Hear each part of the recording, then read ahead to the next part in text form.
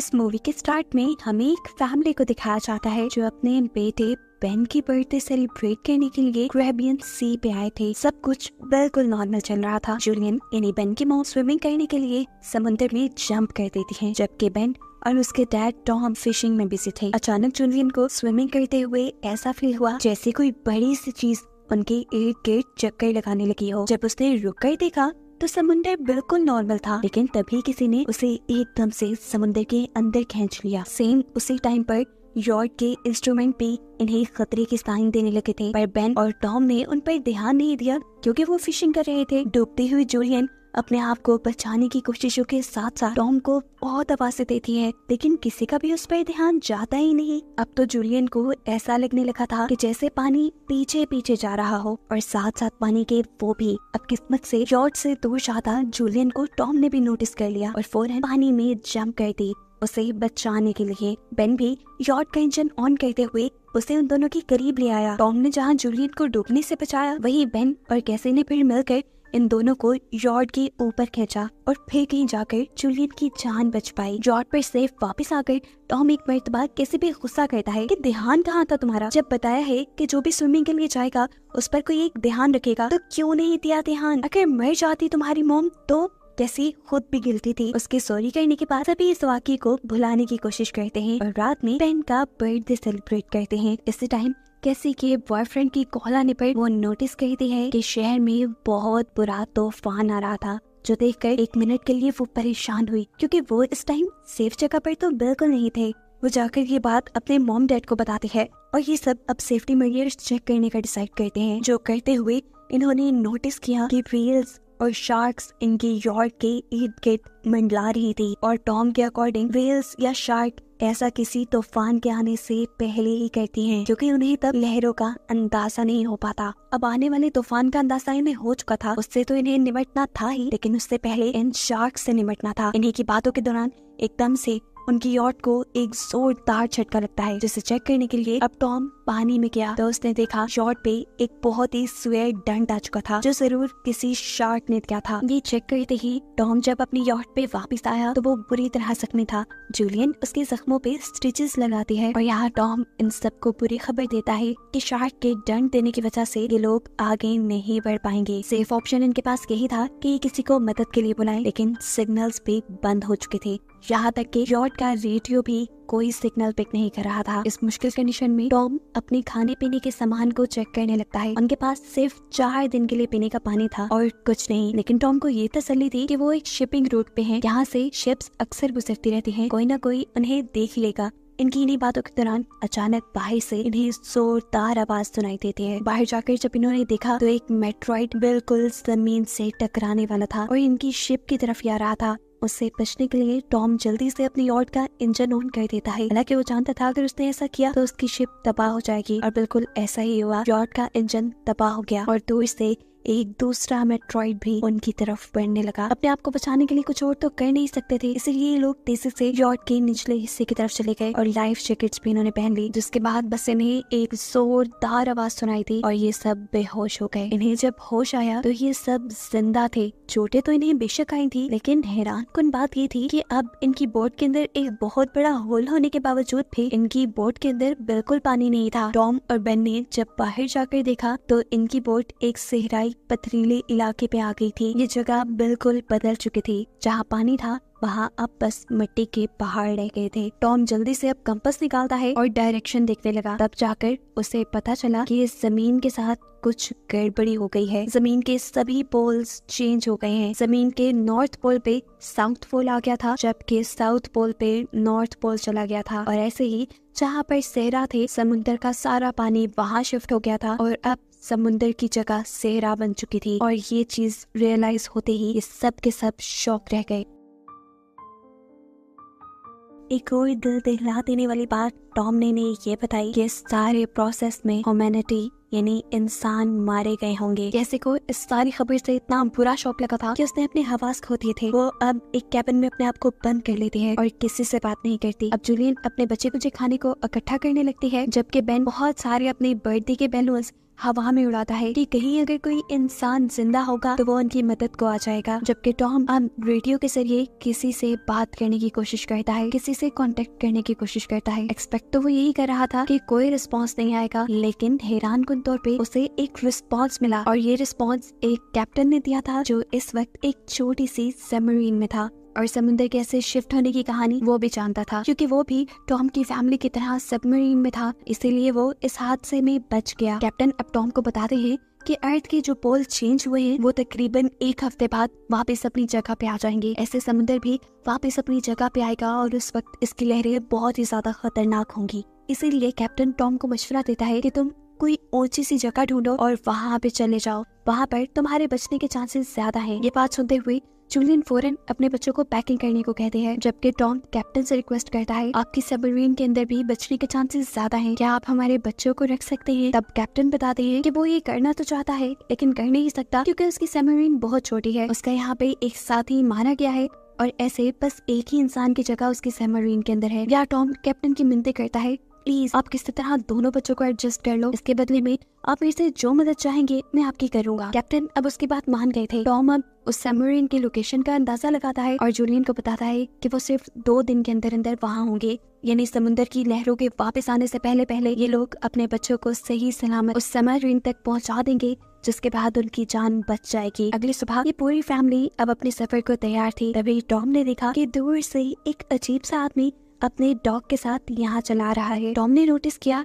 कि वो आदमी जख्मी था, इसीलिए टॉम ने उसकी मदद करना चाहिए, उसे पानी भी दिया। आदमी ने वो पानी पीते ही उल्टा टॉम का शुक्रिया करने की बजाय उसी के ऊपर हमला कर दिया और ये चीज दूर खड़ी जूलिया देख चुकी थी। वो आदमी बुरी तरह अपने हाथ में पड़े हुए खंजर को टॉम के अंदर स्टैब करते हुए उसे मार चुका था। अपने हस्बैंड को तो वो बचा नहीं पाई थी, लेकिन अपने बच्चों को बचाने के लिए वो फौरन यॉट के अंदर जाती है और उन्हें खतरे के बारे में बताते हुए दोनों को कैबिन में छुपा दिया और फिर कैसी को एक फ्लेयर गन दी और कहा कि इसे तभी चलाना जब तुम्हें इसकी बहुत ज्यादा जरूरत पड़े। अभी वो ये बात कर ही रहे थे कि किलर यॉट के अंदर उनके इस रूम के दरवाजे तक भी पहुंच गया। उससे बचने के लिए जूलियन खुद एक वॉशरूम में चली जाती है और यहाँ जाकर अपने जख्मों को सीने लगती है। इतने में वो किलर यॉट की छानबीन करना शुरू कर देता है और उसे जैसे ही खाने को कुछ मिलता है तो उसने तेजी से वो खाना शुरू कर दिया। साफ जाहिर था कि वो कई दिनों का भूखा है। खाने के बाद किलर जब जूलियन को मारने के लिए उसके पीछे गया तो उसने देखा कि जहाँ से आवाज आ रही थी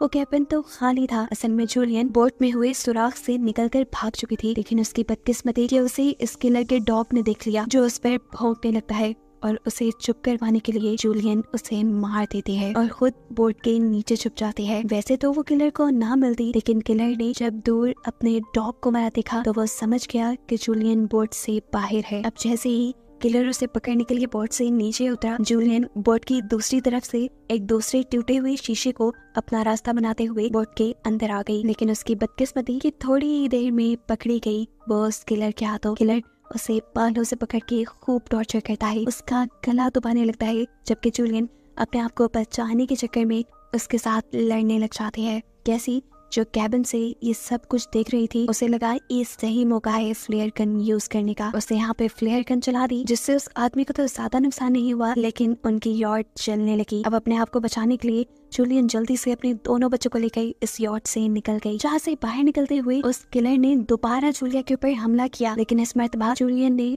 अपनी टांग से उसे पीछे धकेलते हुए अपने आप को फ्री करवा लिया। बाहर जाते ही कैसी और बेन अपने डैड की डेड बॉडी को देखकर रोने लगी। उन्होंने ये सब नहीं सोचा था जो उनके साथ हो चुका था। बेन को लग रहा था कि ये सारा उसका कसूर है, ना वो कलरफुल बैलून्स वहाँ छोड़ता और ना ही ये इंसान उन्हें देखकर यहाँ तक आता। अब जूलियन भी अपने हस्बैंड के पास रो ही रही थी कि तभी उसने देखा कि किलर जल्दी ही यॉट से बाहर निकल आया है। यहाँ रुकना बहुत बेवकूफ था। वो अपने बच्चों को लेकर यहाँ से भागती है। भागते भागते ये लोग काफी थक चुके थे। ये लोग एक पहाड़ी के पीछे अब आराम करने के लिए रुकते हैं, क्योंकि इन्हें लगा कि उस किलर ने इनका पीछा छोड़ दिया होगा। यहाँ पर भी बेन बस रो ही रहा था। कैसी उसे हौसला देते हुए थोड़ा सा पानी देती है, लेकिन बेन ये पानी पीने से भी इनकार कर चुका था। अभी वो लोग ये सब बात ही कर रहे थे कि जूलिया ने देखा कि किलर अभी भी उनके पीछे है। ये तीनों जल्दी से किलर से बचने के लिए आगे भागना शुरू कर देते हैं। भागते भागते ये लोग थक भी चुके थे, लेकिन पीछे जब भी देखते तो किलर इनके पीछे ही होता। किलर से बचने के लिए ये लोग रुकते नहीं और भागते हुए एक ऐसी जगह पर पहुंचते हैं जिस जगह पर जहरीला पानी मौजूद था। यहाँ पर उन्हें कुछ भी हो सकता था, लेकिन जूलियन यही से आगे गुजरने का अपने बच्चों को ऑर्डर देती है। यहाँ से निकलते ही बेन की हालत खराब हो गई और जूलियन को रियलाइज हुआ कि बेन डिहाइड्रेटेड हो चुका है। उनके पास पानी की आखिरी बूंदें थी जो उन्होंने बेन को दी थी, लेकिन इतने से पानी से कुछ होने वाला नहीं था। इस पॉइंट पे आकर कैसी बिल्कुल अपना आप हार देती है। उसे अब भरोसा नहीं रहा था कि वो लोग जिंदा भी रहेंगे या नहीं। वो अपनी मौत को मान चुकी थी। इन सब से भी वो यही मानने को कहती है, लेकिन जूलियन उसे कहती है मैं जो कह रही हूँ वैसा ही करो, हम आगे बढ़ेंगे और मुझे पता है कि मैं तुम्हें बचा लूंगी। जूलियन के कहने पर कैसी और बेन ने दोबारा चलना शुरू किया और थोड़ी ही दूर जाने पे इन्हें एक प्लेन दिखा जो सालों पहले कभी तबाह होकर समुद्र में गिर गया होगा। ये लोग उस प्लेन के अंदर छुप जाते हैं और जूलियन यहाँ पर आखिरी मर्तबा अपनी फैमिली फोटो देखती है जो इन्होंने कल रात ही ली थी। इस फोटो को देखते हुए सब टॉम को याद कर रहे थे। रात भी काफी हो चुकी थी, ये लोग थके हुए भी थे। कैसी और बेन सो गए और जूलियन बेचैनी में उठकर इस प्लेन से बाहर आ गई, जहाँ उसने देखा कि रात के इस अंधेरे में भी किलर ने उनका पीछा करना नहीं छोड़ा था। किलर भी उसे देख चुका था। यहाँ पर जूलियन सोने की एक्टिंग करती है और जैसे ही किलर उसके करीब आता है तो जूलियन फौरन उठकर उसके ऊपर हमला कर देती है और ऐसे उसे स्टैब करते हुए मार डालती है। आखिर उनके सिर से ये खतरा तो टला। जूलियन भी अब सुकून की नींद सोई और सुबह जब ये लोग उठे तो इन्होंने देखा कि किलर की बॉडी बहुत बुरी हालत में थी और इससे इन्हें अंदाजा हो गया कि ये खाली समुंदर भी बहुत खतरनाक है। खैर अब इन्हें उस सबमरीन तक जाना था जहाँ पर कैप्टन था। अब जूलियन जिस टाइम तक मैप देख रही थी आगे बढ़ने के लिए, बेन को बहुत ही ज्यादा प्यास लगी हुई थी। वो जाकर पास के तालाब में पानी पीने लगता है। हालांकि जूलियन ने उसे यहाँ से पानी पीने से मना किया था, ये जहरीला तालाब था, लेकिन बेन को तो इतनी प्यास लगी थी कि उसने एक नहीं सुनी और जबरदस्ती जूलियन को उसका सर पकड़ के बाहर निकालना पड़ा। ये पानी पीने की वजह से बेन बीमार हो चुका था। अब जूलियन और कैसी उसके लिए एक शेल्टर बनाते हैं, जहाँ पर अभी इन्होंने कुछ देर ही आराम किया था कि अचानक जूलियन को अजीबोगरीब आवाज आने लगी। बाहर जाकर जब उसने देखा तो बहुत सारे क्रैब्स उन्हीं की तरफ बढ़ रहे थे। इनसे बचने के लिए इन्होंने भागना शुरू किया और दूर इन्हें एक बहुत बड़ी शिप नजर आई। ये एक कार्गो शिप थी जिसके अंदर बहुत सारे कंटेनर्स भी थे। इन्हीं कंटेनर्स के अंदर कुछ लोगों ने पनाह ली हुई थी। इन तीनों को देखते ही वो सारे के सारे लोग एक कंटेनर में जाकर उसे लॉक कर देते हैं और जूलियन दरवाजा खोलने के लिए मदद मांगने के लिए गिड़गिड़ाती रह जाती है। क्रैब्स का एक बड़ा तूफान अब इनके पीछे था। इनसे बचने के लिए बेन और कैसी कंटेनर के ऊपर चढ़ गए और जूलियन ने भी ऊपर चढ़ना शुरू किया, लेकिन तब तक एक क्रैब उसे काट चुका था। लेकिन जूलियन उसे हटाते हुए ऊपर आ गई। उसने अपने जख्मी पाँव को अपने स्कार्फ के साथ बांध दिया और फिर बेहोश हो गई। बेन और कैसी ने देखा कि वो क्रैब्स उस कंटेनर को काटते हुए उसके अंदर चले गए थे और वहाँ के लोगों पर उन क्रैब्स ने बुरी तरह हमला कर दिया। हालांकि जिन लोगों के पास वेपन्स थे उन्होंने वेपन्स के जरिए उन क्रैब्स को मारने की कोशिश तो की, लेकिन वो कितने भी क्रैब्स को मारते। खैर सुबह हुई और जूलियन को होश आया। उसने देखा कि उसकी दोनों बच्चे यहाँ नहीं है। वो बुरी तरह डर गई क्योंकि ये इतनी खतरनाक जगह थी कि कोई भी मर सकता था। जूलियन उनको खोने की डर से रोने लगी थी, लेकिन तभी दूर से उसे कैसी और बेन आते दिखाई दिए, जो असल में खाने और वेपन्स की तलाश में गए थे और अब क्रैब्स भी यहाँ से नजर नहीं आ रहे थे क्योंकि वो यहाँ से आगे शिफ्ट हो गए थे। उन्हें देखकर जूलियन की जान में जान आती है। जूलियन अब अपने क्रैब के काटे जख्मों का ध्यान करती है, जबकि बेन अपने इकट्ठे किए हुए वेपन्स को देखने लग जाता है। अब जूलियन अपने रेडियो के जरिए कैप्टन से कांटेक्ट करती है, जो उसे बताता है कि उसके ऊपर भी सी क्रिएचर्स ने हमला कर दिया है। वो बहुत ही ज्यादा जख्मी है और वो अब इनकी मदद नहीं कर सकता। साथ ही उसने अब जूलियन को ये भी बताया था कि समुद्र जल्द ही अपनी जगह पर वापस आने वाला है, इसीलिए तो ये सारी क्रिएचर्स वापस आ गई हैं। अब तो इन्हें ये भी नहीं पता था कि उस सबमरीन तक पहुंचने के लिए इन्हें किस डायरेक्शन में जाना है, क्योंकि इनका मैप भी इस सारी भागम दौड़ी में गुम चुका था। इसीलिए कैप्टन अब हवा में रेयर गन से शूट करता है और बेन वो डायरेक्शन देख लेता है। ये लोग तेजी से अब सबमरीन की तरफ बढ़ते हैं। दूर उन्हें अब छोटा सा येलो सबमरीन नजर आ भी गया था, लेकिन उस तक पहुंचना अब इन्हें नामुमकिन लगने लगा, क्योंकि सबमरीन तक पहुंचने के लिए इन्हें टॉक्सिक वेस्ट के ऊपर से गुजरना पड़ता, जहां से गुजरते हुए ही ये लोग बीमार हो सकते थे। अब तो कैसे को जूलियन की बातें बकवास लगने लगी थी कि वो अपने बच्चों को बचा लेगी। ये लोग यहाँ पे बहस करते हैं और जूलियन डांट के कैसे कहती है, चलो आगे बढ़ो। चलते हुए इनकी किस्मत एक और मर्तबा इनका साथ छोड़ देती है और वहाँ इन पहाड़ों के दरमियान में स्लाइडिंग होने लग जाती है, जिसकी वजह से जूलियन जो सबसे पीछे थी उसके आगे आकर एक बहुत बड़ा पत्थर गिर गया और वो वहीं पर फंस गई। कैसी उसके बगैर आगे नहीं बढ़ना चाहती थी, लेकिन तब जूलियन ने उसे एक कसम दे दी कि तुम हर हाल में अपने भाई को बचाओगी। कैसी अपने भाई को लेकर आगे बढ़ जाती है और ये लोग जब सबमरीन तक पहुंचते हैं तो वहाँ इन्हें कोई नहीं मिलता। ये बुरी तरह सबमरीन के दरवाजा खड़काने लगे, लेकिन तभी पीछे से कैप्टन निकल के आया जो बुरी तरह जख्मी था। कैप्टन ने उन्हें बताया कि उसके अब बचने के चांसेस बिल्कुल नहीं है और सबमरीन में 3 लोग बैठ सकते हैं। ये सुनते ही कैसी वापस पीछे की तरफ मुड़ी जहाँ उसकी मॉम स्टक हो गई थी। इस टाइम जूलियन गन के जरिए अपने करीब आने वाले क्रैब्स को मार रही थी और बुलेट्स उसकी तकरीबन खत्म ही हो गई थी। इससे पहले कि कोई और क्रैब उसके ऊपर हमला करता, कैसी उसके पास आकर उसे हाथ देती है। उसकी मदद से जूलियन फाइनली वहाँ से बाहर निकलने में कामयाब हो गई और ये दोनों भागते हुए अब वापस सबमरीन तक आ गए। ये लोग बिना वक्त ज़ाया किए अब सबमरीन के अंदर बैठ गए।